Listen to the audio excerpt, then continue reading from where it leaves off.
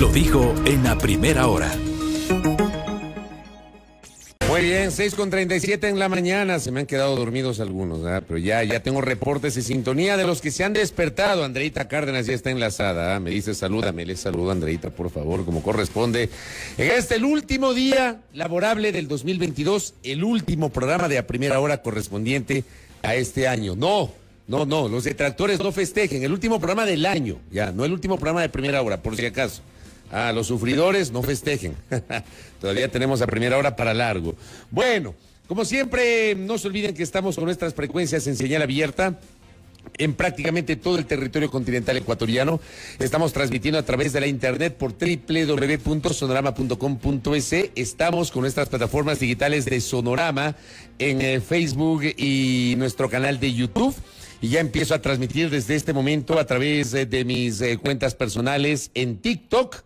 Para que me sigan, transmisión en vivo en TikTok, en esa red social. Mi cuenta es Fabricio Vela B en TikTok. Síganme, por favor. Ahí estoy haciendo también, generando la transmisión en vivo de nuestro comentario, y a todos quienes se unen a nuestra sintonía también a través de mi cuenta de Instagram, Fabricio-Vela, donde ya veo que se van conectando poco a poco. Hola, Pame, ¿cómo le va? Qué gusto. Fresia, bienvenida. Gracias por sintonizarnos. Hola, Nati Delec. A los tiempos que me escribe, pues, Nati, usted se ha perdido. Por lo menos el último día laboral del año asoma. Irene Cajas, desde el sur de Quito, igualmente nos escribe desde tempranito. Dice, está en sintonía de nuestro espacio. Alejandra López también desde Ambato, desde la provincia de Tungurahua. Bueno, saludos cordiales a cada uno de ustedes desde los diferentes rincones de la patria, y también a nuestros migrantes en el exterior que están enlazados con nosotros a través de nuestras plataformas digitales. Esa, digamos, es la virtud de la virtualidad, si se quiere, que nos permite llegar a cada uno de ustedes, ¿no? Tratemos, no sé si podemos, al equipo le quiero pedir, tratemos de chequear la cuenta y la información del geofísico, porque yo veo hacia el sur una columna ahí de vapor, una columna de vapor hacia el sur, desde el volcán Cotopaxi, así que vamos a estar monitoreando justamente aquello, Pati Cárdenas también desde el Valle de los Chillos nos escribe. ¿Cómo le va, Pati? Bienvenida. Mi colega y amigo apreciado, por cierto, admirado, respetado, Julio Sari, periodista de la vieja guardia, que está en sintonía. Alejita, gracias. Muy bien. David Moreno me dice, hoy es mi cumpleaños. Saludos, David. Todas las bendiciones del mundo, que le festejen como se merece en este viernes 30. Bueno, hoy es el último día laborable del año. Creo que es tiempo para evaluar lo que nos ha dejado este 2022. Un año que yo sostengo ha estado marcado por la inseguridad. 2022 es el año marcado por la inseguridad. Digan lo que sea, lo que sea. Puede ser que funcionarios salgan y que digan que las cifras de muertes violentas han convalecido. Digan lo que quieran. Quédense con la fría estadística si es que les parece que ese es el premio consuelo ante un año que ha estado marcado por la inseguridad, un año en el cual la sensación de inseguridad que tenemos los ecuatorianos y las ecuatorianas en las calles es de terror. Uno no se siente seguro ni en la puerta de la casa, porque en la puerta de la casa uno le roban.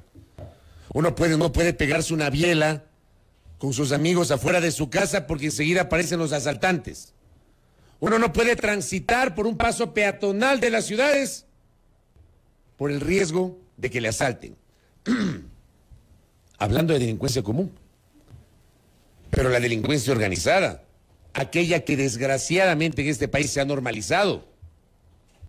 Los sicariatos, que son el pan de cada día. Los atentados contra políticos, que se han normalizado en el Ecuador.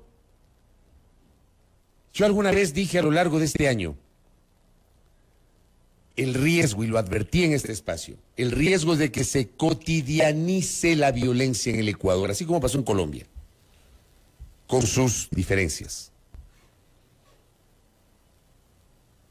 Y yo decía en este espacio, cuidado, y como sociedad vamos a normalizar y vamos a cotidianizar la violencia. Al cierre del año siento a riesgo de estar equivocado. No soy el dueño de la verdad, es apenas mi opinión, como siempre digo, pero yo siento que como sociedad hemos cotidianizado, hemos normalizado el cada día asistir a información vinculada a sicariatos. Esta semana nomás, 2 cuerpos descuartizados en Isla Trinitaria, en el sur de Guayaquil, 2 cuerpos de mujeres descuartizados. Ese no es el país que quiero y estoy seguro que no es el país que queremos. Y también estoy convencido que con los defectos que tenemos como sociedad, porque somos seres humanos, no es el país que nos merecemos. Y tampoco nos merecemos autoridades que se contentan con la fría estadística, que presentan pomposamente cifras de que supuestamente se han reducido las muertes violentas. Yo voy a decir algo, ayer estaba investigando algunos detalles para hacer un resumen. Durante solo este año se han registrado 7 masacres carcelarias en 5 centros de privación de libertad, solo en el 2022. En este año dejaron como resultado alrededor de 120 muertos. 3 de abril en Turi, Cuenca, 20 muertos. 9 de mayo en Bellavista, en Santo Domingo, 44 muertos. 18 de julio, otra vez en Santo Domingo, 12 muertos. 3 de octubre, en la cárcel de Cotopaxi, 16 muertos. 5 de octubre, penitenciaría del Litoral, en Guayaquil, 13 muertos. 7 de noviembre, cárcel de El Inca, en Quito, 5 muertes. 18 de noviembre, en la misma cárcel del Inca, 10 muertos. 120 muertos, según la fría estadística. Pero si sumamos 2021 y 2022, 11 masacres carcelarias en 2 años, que han dejado la muerte de 413 privados de libertad en 6 cárceles de 5 ciudades del país. Si hablamos de cárceles, y salgamos de las cárceles, vamos a las calles, vamos a los barrios, vamos a las ciudades. Cerca de 4,000 muertes violentas en el año más violento que la historia de la República recuerde. Si es que alguien tiene una estadística de un año más violento que este, le ruego encarecidamente que la comparta. Yo no la tengo. De lo que he logrado revisar, de la estadística que he revisado, este es el año más violento que recuerda la historia del Ecuador republicano. Alrededor de 4,000 muertes. Solamente entre enero a octubre, 3,538 muertes violentas, asesinatos a nivel nacional. Esa cifra de enero a octubre implica 1,000 muertes violentas más respecto de 2021. ¿En serio vamos a normalizar eso? ¿Y en serio nos vamos a contentar con que funcionarios aparezcan en los medios a decir que las estadísticas de muertes violentas han convalecido o están mejorando? Hay una frase muy coloquial y muy popular: mal de muchos, consuelo de tontos. ¿Nos vamos a consolar con eso? ¿O vamos como sociedad a abrir los ojos y entender que estamos viviendo una situación terrible y demandar de las autoridades que dejen de contentarse con la fría estadística y que nos brinden a los ecuatorianos seguridad? Se olvidan también de las víctimas colaterales, como pomposa eufemísticamente les llaman. Como dice mi colega y amigo Andrés Reliche, los eufemismos que utilizan las víctimas colaterales: hombres, mujeres, niños, adultos mayores, asesinados, víctimas de la violencia sin tener razón de ser. Este, para mí, es el hito más importante del año. Diario El Universo publicó ayer, y gracias, Andrés, por compartirme esta nota. Diario El Universo publica una cifra espeluznante. El 2022 dejó un récord de asesinatos en el Ecuador. Me he quedado corto. Yo les di la cifra de enero a octubre, con la proyección a diciembre de 4,000 muertes violentas. Bueno, 4,450 casos de asesinatos en el Ecuador, cifra récord en el país. De esos 4.450, estadística al día 28 de diciembre, porque la nota fue publicada ayer, 29 de diciembre, apenas 308 fueron resueltos. Si hablamos de las urgencias del aparato judicial de este país. La cifra de crímenes, dice El Universo, se duplicó respecto de 2021 y en Guayaquil se han dado el 30% de los asesinatos en el Ecuador. Guayaquil, la ciudad más violenta de este país. Seguida por Durán, Daule, es decir, la zona 8, en Guayas. Sumamos Manabí, sumamos Esmeraldas, la ciudad de Esmeraldas, claramente contaminada por el crimen, por la delincuencia. ¿Ah? Santo Domingo de los Áchilas. Que recordar nomás que el 1 de noviembre declararon el estado de excepción en Guayas, Esmeraldas y 2 días después también en Santo Domingo de los Áchilas. Justamente por la grave situación de inseguridad que están enfrentando. Pero funcionarios del gobierno se quedan con el discurso barato de la estadística, ¿no? De que han bajado las muertes violentas en el Ecuador. Bueno, quédense con eso si eso les contenta. Yo les digo, a mí no. Yo les traslado esta sensación. Estoy seguro que ustedes tampoco, al menos a la mayoría. Porque yo sí siento, y lo he dicho a lo largo de este año en estos micrófonos, para quienes me honran con su sintonía diaria, les consta la posición de este espacio y de este periodista sobre este tema. Durante todo el año hemos abordado el tema de inseguridad que a alguna gente no le ha gustado. Por ahí yo recuerdo que alguna vez alguien escribió diciendo que uno le hace el juego al pesimismo, que uno mostrando este tipo de cosas, que no sé qué. O sea, entonces, ¿qué hacemos? Apagamos el micrófono, apagamos la radio y nos dedicamos a cantar y nos olvidamos del clima de inseguridad. Hay que evidenciar estas cosas y demandar del poder político de este país correctivos y mayores esfuerzos. Si están haciendo algo, está claro que ese algo no es suficiente. No es suficiente. Un año en el cual, por ejemplo, perdóneme, no es invento, pues, de quien les habla, porque hasta entrevistas hemos tenido aquí. Un año en el cual nos enteramos que una gran cantidad de unidades de policía comunitaria no están funcionando en las ciudades, en los barrios, en los pueblos, en los cantones. Aquí mismo, por ejemplo, para irnos tan lejos, para hablar de Quito. No para hablar de un cantón pequeñito del interior del país, para hablar de Quito. Aquí mismo en su momento la secretaria de Seguridad del Distrito Metropolitano de Quito reveló ese detalle, aquí, en este espacio. Sobre la falta de operatividad y de funcionamiento de muchas de las unidades de policía comunitaria, que son estos espacios de seguridad más cercanos a la gente. Yo sí demando, con el respeto con el que nos caracterizamos en este espacio y me caracteriza a mí, no necesito ser ni pomposo, ni utilizar eufemismos, ni tratar de adornar lo que digo, ni insultar. Porque ese no es el periodismo con el cual yo comulgo, sí con un periodismo frontal. Y la frontalidad no es sinónimo del insulto. Pero sí hemos demandado aquí a lo largo de estos 12 meses que el Estado ecuatoriano ponga toda su energía por encima de cualquier cosa, sobre todo a combatir la inseguridad y a brindarnos mayor certidumbre a los ecuatorianos. La inseguridad que además, según todas las encuestas, es la principal preocupación del pueblo ecuatoriano.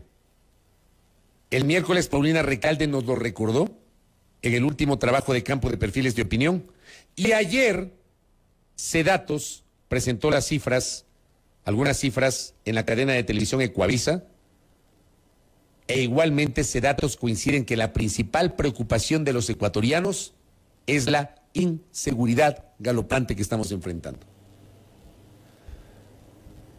Para mí este es el principal hito, ¿no? Ahora, ayer, por ejemplo, entiendo que el secretario de Seguridad se mandó una declaración igualmente en Ecuavisa. Y me lo recuerda Sergio, le envío un abrazo a Sergio Ruiz. Las muertes violentas, dijo el funcionario, son el reflejo del accionar eficiente de las fuerzas de seguridad. Estructuren mejor la oración. Sugiero estructurar mejor el mensaje. Pero fundamentalmente, más allá de la forma, vamos al fondo. No se contenten con eso, autoridades, señor secretario de Seguridad. No se contente con eso. Hay que buscar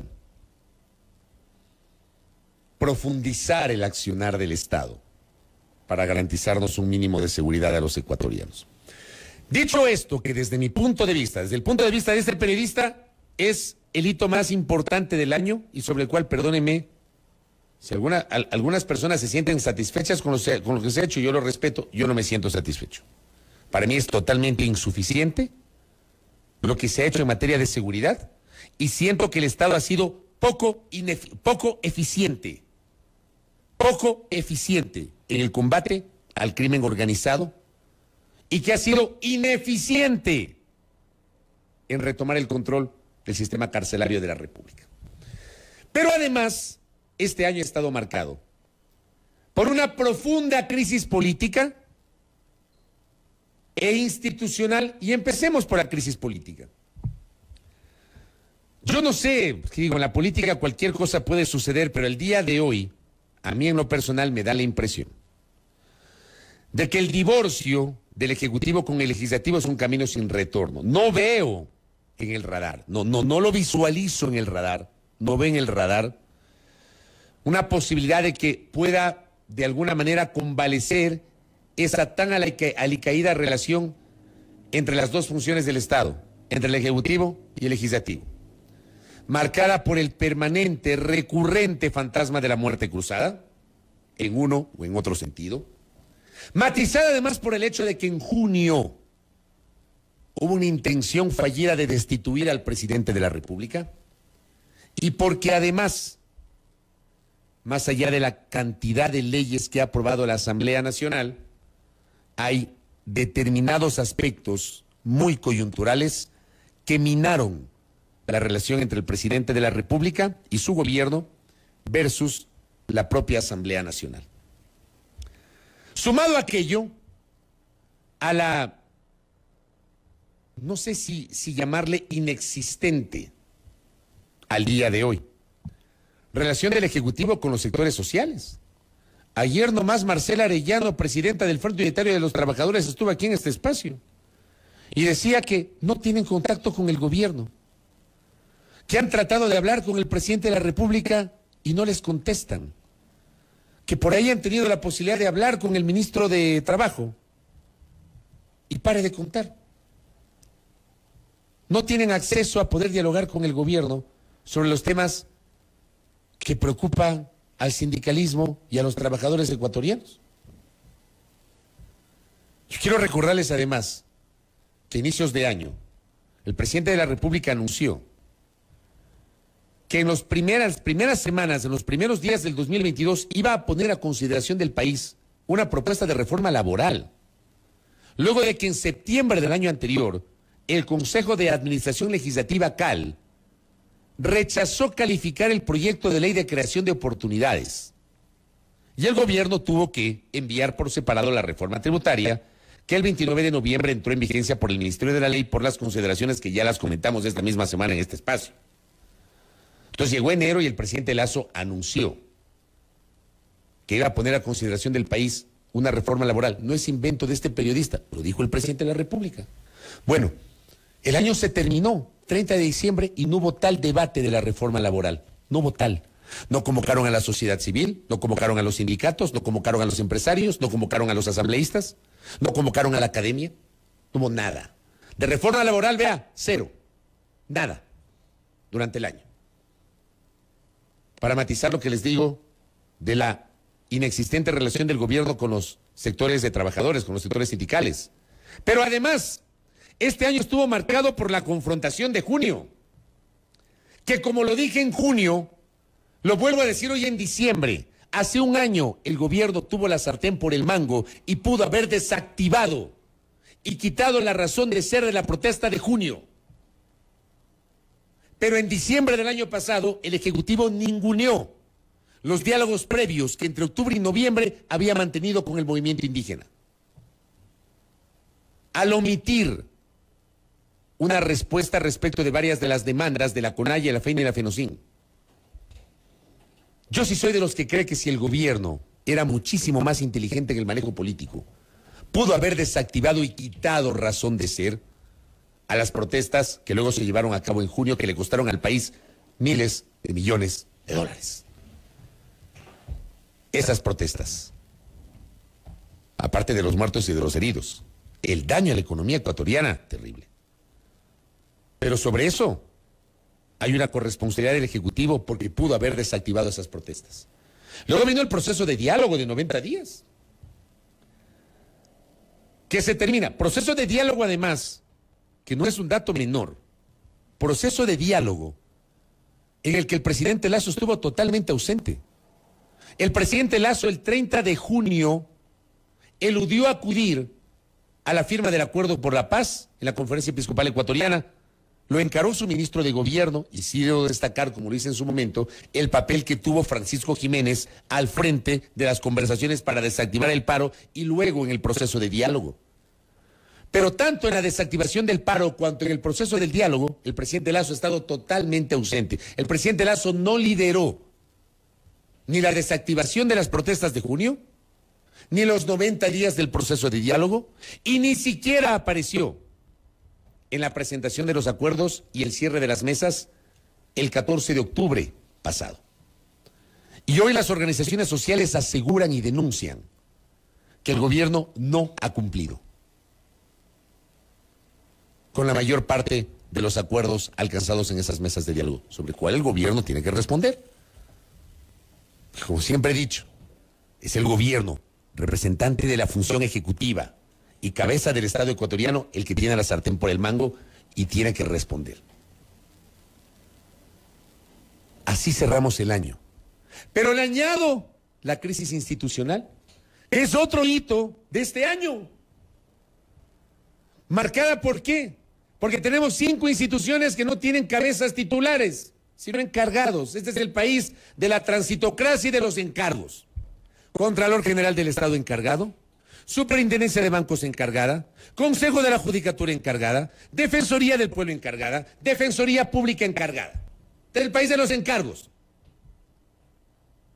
Añadamos a eso la crisis interna del Consejo de Participación Ciudadana y Control Social, en donde a lo largo del año se ha priorizado el conflicto interno por encima de los verdaderos intereses de este país, como por ejemplo el designar las autoridades de control, pues, y dejar ya esto de los encargos. ¿Cómo es posible que tengamos un defensor público con un encargo de casi 5 años, desde el año 2018? Defensor público encargado, más de 4 años, y aquí no pasa nada. Defensoría del Pueblo, ni siquiera comienza el proceso para designar un defensor titular. El tema de la Contraloría, ¿quieren saber la última de la Contraloría? Yo me he quedado loco. La colega Sugeya Jar, de Diario El Universo, que le dio seguimiento al tema, informaba ayer que empieza el concurso para elegir al titular de la Contraloría General del Estado. O sea, perdónenme, pero el Contralor tiene un papel superlativo, es el juez de cuentas del Estado. Y como siempre digo, es una pena que en este país no podamos tener la esperanza de que se pueda hacer un proceso medianamente decente de selección de autoridades de control. O sea, no hay proceso de selección de autoridades de control que no tenga alguna complejidad y algún problema. Resulta que ayer, dice mi colega Sugeya Jar, empieza el concurso para elegir al titular de la Contraloría. Pónganle ojo a lo que voy a decir. Con postulantes que no presentaron el requisito en el que confirman la veracidad de sus documentos y su probidad. Una cosa básica, pues. Básica. Si cuando usted va a hacer cualquier trámite público, le piden el original de la cédula. En algunas instituciones. Aquí una cosa básica. El requisito de confirmar la veracidad de sus documentos y su probidad no presentaron. Y resulta que, dice mi colega, el comisionado delegado de Carondelet llamó a dejar esa mentalidad jurídica formalista y tan rígida. Hable serio. ¿Cómo es posible que el delegado de la Presidencia de la República se mande semejante adobe? ¿En serio? O sea, hay que pasarse por encima del cumplimiento de los requisitos. Y claro, pues, Diario Universo publica la nota. Comisión que elige al Contralor del Estado permite participación de más de 60 postulantes que no presentaron su declaración juramentada de haber ejercido con probidad su profesión. ¿Se imaginan ustedes que un servidor público quiera que le contraten sin presentar la declaración juramentada? ¿Se imaginan? Acá no presentaron la declaración juramentada de haber ejercido con probidad su profesión. Y acá dice la nota, alrededor de 70 candidatos que aspiran a ser electos como titular de la Contraloría General del Estado, la Comisión Ciudadana que organiza el concurso público de selección de esa autoridad les subsanó, o sea, les acolitó, les ayudó, les remedió la entrega de la declaración juramentada alegando que los concursantes se habrían confundido. ¡Qué lindo país este! Y así quieren elegir Contralor General del Estado. De verdad. Este organismo que ha estado en el ojo del huracán los últimos años. ¿En serio? Pero aquí las cosas pasan de agache. Eso matiza la crisis institucional de este país. Un Consejo de Participación Ciudadana que además, hasta enero, debió haber impulsado el proceso de renovación parcial de las dos instituciones de la función electoral. Y no lo hizo. Y claro, llegó febrero, ya la función electoral se declaró en periodo electoral, a presentar justamente el calendario regresivo, ya no había nada que hacer. Pero algunos no quieren ver que hay una crisis institucional grave en este país. Ese es el país que tenemos. Inseguridad, crisis política, crisis institucional. Y me quedo corto, pues, porque hay un montón de cosas marcadas por este 2022 que las vamos a socializar acá ya mismo con mis compañeras de Sonorama, junto a Belkis, de A Primera Hora. Estará Lucía Clavijo y Gabriela Murgueito, del equipo de Sonorama, junto a Carla Arcentales, las tres que forman parte del equipo periodístico de la radio. Vamos a tener una tertulia muy chévere, muy interesante entre periodistas, para conversar junto a ustedes sobre estos hechos. Pero este es mi comentario. Para mí, lamentablemente, esto nos deja el 2022. Esto nos deja el 2022. Ayer el buen amigo, colega Jefferson Sanguña tuvo la gentileza de invitarme a una entrevista en La Posta. Y me preguntaba Jefferson, ¿hay algo positivo durante el año que haya hecho el Estado, que haya hecho el gobierno? Le digo, sí. Yo no soy de los que mira todo en blanco o negro. Yo sí creo que la vida tiene matices. Claro que hay cosas positivas. Ejemplo, las relaciones internacionales, las relaciones con los multilaterales, tal vez las cifras macroeconómicas que exhibe el gobierno. Pero, por ejemplo, sobre las cifras macroeconómicas yo he dicho permanentemente, de nada sirve garantizar una estabilidad de la macroeconomía si en la economía micro esto no se siente, si esto no se traslada a la disminución de la pobreza y el desempleo, si eso no se evidencia en una mayor capacidad y poder adquisitivo de los ecuatorianos en los mercados de los supermercados. Yo les digo a ustedes, a riesgo de que no siempre puedo satisfacerles en uno o en otro sentido, hacer una valoración en frío sobre lo positivo y lo negativo. Esta es la mía. Esta es mi forma de pensar. A riesgo de que cada uno de ustedes tenga su propia visión, que la respeto y la aprecio. Así estamos cerrando este 2022 a las 7:06 de la mañana. Ya vamos a seguir profundizando en estos temas. Primera Plana. Todas las noticias, todas las voces.